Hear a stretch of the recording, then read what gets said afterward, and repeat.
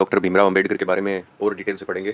Doctor Bhimrao Ambedkar के बारे में हमने अपने प्रीवियस वीडियोस में काफ़ी अच्छा नॉलेज लिया। इस वीडियो में भी हम डॉक्टर भीमराव अंबेडकर के एक एस्पेक्ट के बारे में पढ़ेंगे। ये हमारा 5th पार्ट होगा डॉक्टर भीमराव अंबेडकर के बारे में।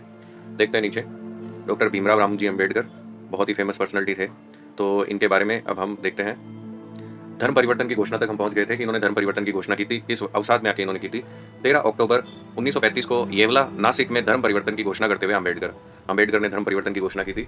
10 से 12 साल तक हिंदू धर्म के अंतर्गत रहते हुए बाबा साहब अंबेडकर ने हिंदू धर्म तथा हिंदू समाज को सुधारने, समता तथा समान प्राप्त करने के लिए तमाम प्रयत्न किए, परंतु सवर्ण हिंदुओं का हृदय परिवर्तन नहीं हुआ। उल्टे उन्हें निंदित किया गया और हिंदू धर्म में विनाशक तक कहा गया।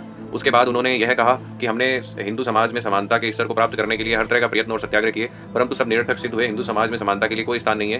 हिंदू समाज का यह कहना है कि मनुष्य धर्म के लिए, जबकि अंबेडकर का मानना है कि धर्म मनुष्य के लिए। अंबेडकर ने कहा कि ऐसे धर्म का कोई मतलब नहीं जिसमें मनुष्यता का कुछ भी मूल्य नहीं हो, जो अपने धर्म के अनुयायियों यानी अछूतों के धर्म की शिक्षा प्राप्त करने नहीं देता, नौकरी करने में बाधा पहुंचाता है, बात बात पर अपमानित करता है और यहाँ तक कि पानी तक नहीं मिलने देता। ऐसे धर्म को में रहने का कोई मतलब नहीं। अंबेडकर ने हिंदू धर्म को त्यागने की घोषणा की भी, और इस प्रकार दुश्मनी हिंदू धर्म के विनाश के लिए नहीं थी, बल्कि उन्होंने उसका फैसला कुछ मौलिक सिद्धांतों को लेकर किया था जिनका हिंदू धर्म से बिल्कुल तालमेल नहीं था। एक्चुअली में ये मतलब उनके विचार थे।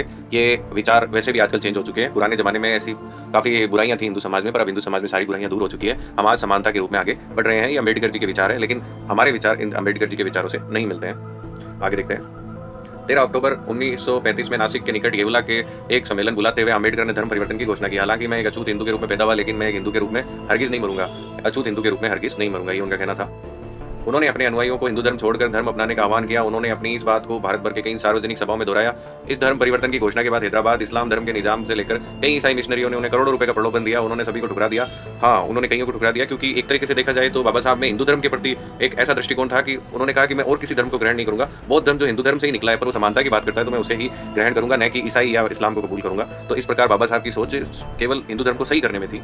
निसंदेह वो चाहते थे कि दलित समाज को आर्थिक स्थिति सुधार हो, पर पराये धन पर आश्रित होकर नहीं, बल्कि उनके परिश्रम और संगठन होने की स्थिति में सुधार आए। इसके अलावा अंबेडकर ऐसे धर्म को चुनना चाहते थे जिसका केंद्र मनुष्य की नैतिकता हो और स्वतंत्रता, समानता, बंधुत्व हो। वो किसी भी हाल में ऐसे धर्म को नहीं अपनाना चाहते थे जो वर्ण भेद और छुआछूत की बीमारी से झगड़ा हो। ना ही वो ऐसा धर्म चुनना चाहते थे जो अंधविश्वास और पाखंडवाद हो। आगे देखते हैं। 21 मार्च 1936 को हरिजन में गांधी जी ने लिखा कि जब से डॉक्टर अंबेडकर धर्म परिवर्तन की धमकी और बम गोला हिंदू समाज पर में फेंका है, उन्हें अपने निश्चय से डगाने की हर चंद कोशिश की जा रही है। यही गांधी जी ने आगे एक जगह लिखते हुए, हाँ, ऐसे समय में सवर्ण यानी सुधारकों को अपना हृदय टटोलना जरूरी है। उन्हें सोचना चाहिए कि कहीं मेरे और मेरे पड़ोसियों के व्यवहार से दुखी होकर ऐसा नहीं किया जा रहा। यह तो एक मानी हुई बात है कि अपने को सनातनी कहने वाले हिंदू की एक बड़ी संख्या व्यवहार ऐसा ही है जिससे देश भर के हरिजनों को अत्यधिक असुविधा और खीज होती है। आश्चर्य यही है कि इतने ही हिंदुओं में हिंदू धर्म क्यों छोड़ा, दूसरों ने भी क्यों नहीं छोड़ दिया। यही तो उसके प्रशंसनीय और वफादारी या हिंदू धर्म की श्रेष्ठता ही है, जो उसी धर्म के नाम पर इतनी निर्दयता होते हुए भी लाखों हरिजन उसमें बने हुए हैं। आगे देखते हैं। अम्बेडकर ने धर्म परिवर्तन की घोषणा करने के बाद 21 वर्ष तक के समय उन्होंने विश्व में सभी प्रमुख धर्मों पर गहन अध्ययन किया। उसके द्वारा इतना लंबा समय लेने के मुख्य कारण यही था कि वो चाहते थे कि जिस समय वह धर्म परिवर्तन करे, उसके साथ ही ज़्यादा से ज़्यादा उसके अनुयायी धर्मांतरण करे। अम्बेडकर बौद्ध धर्म को पसंद करते थे, क्योंकि उनमें तीन सिद्धांतों का समन्वय रूप मिलता है, जो कि अन्य धर्मों में नहीं मिलता। बौद्ध धर्म प्रज्ञा, अंधविश्वास और अप्रकृतिवाद के स्थान पर बुद्धि का प्रयोग, करुणा है, समता है, समानता की शिक्षा। उनका कहना था कि मनुष्य इन्हीं बातों में शुभ और आनंदित जीवन के लिए चाहता है। देवता और आत्मा समाज में नहीं बचा सकते। अम्बेडकर के अनुसार सच्चा धर्म वही है जिसके केंद्र मनुष्य नैतिकता हो, विज्ञान अथवा बौद्धिक तत्व पर आधारित हो, न कि धर्म और ईश्वर, आत्मा के मुक्ति मोक्ष। साथ ही उनका कहना था कि धर्म का कार्य विश्व के पुनर्निर्माण करना होना चाहिए, न कि उसकी और अंत की व्याख्या करना। आगे देखते हैं उनका व्यू कैसा था। जनतांत्रिक समाज व्यवस्था के पक्षधर थे वे, क्योंकि उनका मानना था कि इस स्थिति में धर्म मानव जीवन के मार्गदर्शक बन सकता है, और ये सभी बातें एकमात्र बौद्ध धर्म में मिली है। उसके बाद हम देखते हैं उनके संविधान निर्माण के बारे में। संविधान निर्माण की एक तस्वीर आपके सामने है।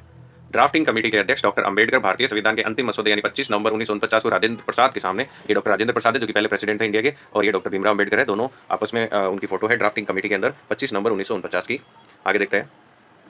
गांधी व कांग्रेस की कटु आलोचना के बावजूद अंबेडकर की प्रतिष्ठा एक अद्वितीय स्थान और विधिवता थी, जिसके कारण जब 15 अगस्त 1947 को भारत को स्वतंत्रता मिलने के बाद कांग्रेस के नेतृत्व वाली नई सरकार अस्तित्व में आई, तो उसने अंबेडकर को देश के पहले कानून और न्याय मंत्री के रूप में सेवा करने के लिए आमंत्रित किया, जिसे उन्होंने स्वीकार कर लिया। 29 अगस्त 1947 को अंबेडकर को स्वतंत्र भारत के नए संविधान की रचना के लिए बनी संविधान के मसौदा समिति का अध्यक्ष पद पर नियुक्त किया गया, मतलब संविधान की प्रारूप समिति का उनको अध्यक्ष बनाया गया। संविधान निर्माण के कार्य में अंबेडकर को शुरुआती बौद्ध संघ रीतियों और अन्य बौद्ध ग्रंथों का अध्ययन भी काम आया, मतलब वो बौद्ध संघ का उन्होंने अध्ययन किया था, वो भी उसमें बहुत उनके काम आया।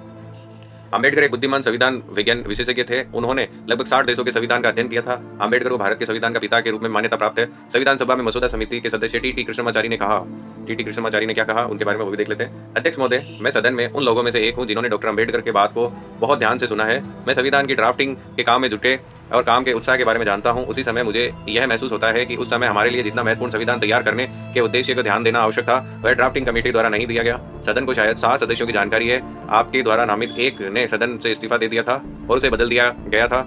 एक की मृत्यु हो गई थी और उसकी जगह कोई नहीं लिया गया था। एक अमेरिका में था और उसका स्थान भी नहीं भरा गया, और एक अन्य व्यक्ति राज्य के मामलों में व्यस्त था, उसे सीमा तक शून्य था। आगे देखते हैं। 1 या 2 लोग दिल्ली में बहुत दूर थे और शायद स्वास्थ्य के कारणों से उन्हें भाग लेने की अनुमति नहीं दी गई। इसलिए अंततः यह हुआ कि संविधान मसौदा तैयार करने का सारा भार डॉक्टर अम्बेडकर पर पड़ा। मुझे कोई संदेह नहीं है कि हम उसके लिए भी आभारी हैं, और यह कार्य को प्राप्त करने के बाद मैं ऐसा मानता हूं कि निसंदेह सराहनीय है। बहुत अच्छा काम किया था संविधान पे उन्होंने। ग्रेनवेले ऑस्टिन ने पहला और सबसे महत्वपूर्ण सामाजिक दस्तावेज के रूप में अम्बेडकर द्वारा तैयार भारतीय संविधान का वर्णन किया। भारत के अधिकांश संवैधानिक प्रावधान या तो सामाजिक क्रांति के उद्देश्य को आगे बढ़ाने या उसकी उपलब्धि के लिए जरूरी स्थितियों की स्थापना करने के लिए क्रांति को बढ़ावा देने का प्रयास सीधे पहुंचे। आगे देखते हैं। अम्बेडकर द्वारा तैयार किए गए संविधान के पाठ व्यक्तिगत नागरिकों के लिए नागरिक स्वतंत्रता एक विस्तृत श्रृंखला में संवैधानिक गारंटी सुरक्षा प्रदान की गई है, जिसमें धर्म की आजादी, छुआछूत को खत्म करना, भेदभाव, सभी वर्गों का उल्लंघन करना शामिल। अम्बेडकर ने महिलाओं के लिए व्यापक एवं आर्थिक सामाजिक अधिकारों का तर्क दिया। अनुसूचित जातियों, एससी और अनुसूचित जनजाति, एसटी, अन्य पिछड़ा वर्ग के सदस्यों के लिए नागरिक सेवाएं, स्कूल, कॉलेज, नौकरियों में आरक्षण की व्यवस्था शुरू करने का असेंबली में समर्थन जीता, जो कि सकारात्मक कार्रवाई थी। भारत में संसदों में इन उपायों के माध्यम से भारत में निराशाजनक कक्षाओं के लिए सामाजिक एवं आर्थिक असमानता, अवसरों की कमी को खत्म करने की उम्मीद की। संविधान सभा द्वारा 26 नवंबर 1949 को संविधान अपनाया गया और अपने काम को पूरा करने के बाद बोलते हुए अम्बेडकर ने कहा, यानी उनका काम जो पूरा हो गया उसके बाद अम्बेडकर जी ने कहा, मैं महसूस करता हूं कि संविधान साध्य काम को करने लायक है। यह लचीला हो और इसके साथ ही इतना मजबूत भी कि देश की शांति और युद्ध दोनों के समय को जोड़ कर रख सके। वास्तव में मैं कह सकता हूं कि अगर कभी भी कुछ गलत हुआ तो इसका कारण यह नहीं होगा कि हमारा संविधान खराब है, बल्कि उसका उपयोग करने वाला मनुष्य अधम था। तो ये धारा 370 का जो विरोध किया था उन्होंने, वो काफी लंबा हो जाएगा वीडियो। तो धारा 370 समान नागरिक संहिता, जो कि अभी एक बहुत बड़ा इशू बन रखा है, वो भी देख लेते हैं एक बार। छोटा ही है वैसे। धारा 370 का विरोध। अम्बेडकर ने भारतीय संविधान में धारा 370 का विरोध किया। उसने जम्मू कश्मीर राज्य को विशेष दर्जा दिया गया है, जिसे उनकी इच्छाओं के खिलाफ संविधान में शामिल किया गया। बलराज मधोक ने कहा था कि अम्बेडकर ने कश्मीरी नेता शेख अब्दुल्ला को यह स्पष्ट बताया था कि आप चाहते हैं कि भारत को आपकी सीमाओं की रक्षा करनी चाहिए, उसे आपके क्षेत्र में सड़कों का निर्माण करना चाहिए, उसे आपके अनाज की आपूर्ति करनी चाहिए, कश्मीर को भारत में के समान दर्जा देना चाहिए, लेकिन भारत सरकार के पास केवल सीमित शक्तियां होनी चाहिए और भारतीय लोगों को कश्मीर में कोई अधिकार नहीं होना चाहिए। इस प्रस्ताव को सहमति देने के लिए मैं भारतीय कानून मंत्री के रूप में भारत के हितों के खिलाफ विश्वासघाती बात होगी और यह कभी नहीं करेगा। फिर अब्दुल्ला ने नेहरू जी से संपर्क किया और उन्होंने उन्हें गोपाल स्वामी अयंगर के निर्देशित किया। जिन्होंने बदले में सरदार वल्लभ भाई पटेल से संपर्क किया और कहा कि नेहरू ने इसके का वादा किया था। अब्दुल्ला विशेष स्थिति पटेल द्वारा अनुच्छेद पारित किया गया, जबकि नेहरू एक विदेशी दौरे पर थे। जिस दिन लेख पर्चा लिया गया था, अम्बेडकर ने इस पर सवालों का जवाब नहीं दिया, लेकिन अन्य लेखों का भाग लिया और सभी तर्क कृष्ण स्वामी अयंगर द्वारा किए गए थे। आगे देखते हैं। समान नागरिक संहिता यानी यूसीसी, तो वो भी अभी कॉमन सिविल कोड का काफी चल रहा है। समान नागरिक संहिता। अम्बेडकर वास्तव में समान नागरिक संहिता के पक्षधर थे। कश्मीर के मामले में धारा 370 का विरोध करते थे। अम्बेडकर ने भारत का आधुनिक वैज्ञानिक सोच, तर्कसंगत विचारों को देश होता है, उसमें पर्सनल कानून की जगह नहीं मानी होती। संविधान सभा में बहस के दौरान अम्बेडकर ने एक समान नागरिक संहिता को अपनाने के लिए सिफारिश करके भारतीय समाज के सुधार की अपनी इच्छा प्रकट की। 1951 के संसद में अपने हिंदू कोड बिल, हिंदू संहिता विधेयक के मसौदे को रोके जाने के बाद अम्बेडकर मंत्रिमंडल से इस्तीफा दे दिया। हिंदू कोड बिल द्वारा भारतीय महिलाओं को कई अधिकार प्राप्त करने की बात कही गई। इस मसौदे में उत्तराधिकार और विवाह और अर्थव्यवस्था कानूनों पर लैंगिक समानता की मांग की गई थी। आगे देखते हैं। हालांकि प्रधानमंत्री नेहरू, कैबिनेट एवं कुछ अन्य कांग्रेसी नेताओं ने इसका समर्थन किया और राष्ट्रपति राजेंद्र प्रसाद, वल्लभ भाई पटेल समेत सांसद सदस्यों ने बड़ी संख्या में इसके खिलाफ थी। अम्बेडकर ने 1952 में बॉम्बे यानी उत्तर मध्य निर्वाचन क्षेत्र से लोकसभा चुनाव में निर्दलीय उम्मीदवार के रूप में लड़ा और वह हार गए। इस चुनाव में अम्बेडकर को 1,23,576 वोट तथा नारायण साडोबा को 1,38,000 वोटों से मतदान किया गया था और मार्च 1952 में उन्हें संसद के ऊपरी सदन में यानी राज्यसभा के लिए नियुक्त किया गया। उसके बाद उनकी मृत्यु तक वो इस सदन के सदस्य रहे। तो इसी के साथ अम्बेडकर जी का हमारा ये लेक्चर समाप्त होता है। ये हमारा 5th पार्ट था। हम आगे भी इसका पार्ट लाते रहेंगे, अम्बेडकर जी के जीवन के बारे में बताते रहेंगे। इसी के साथ धन्यवाद।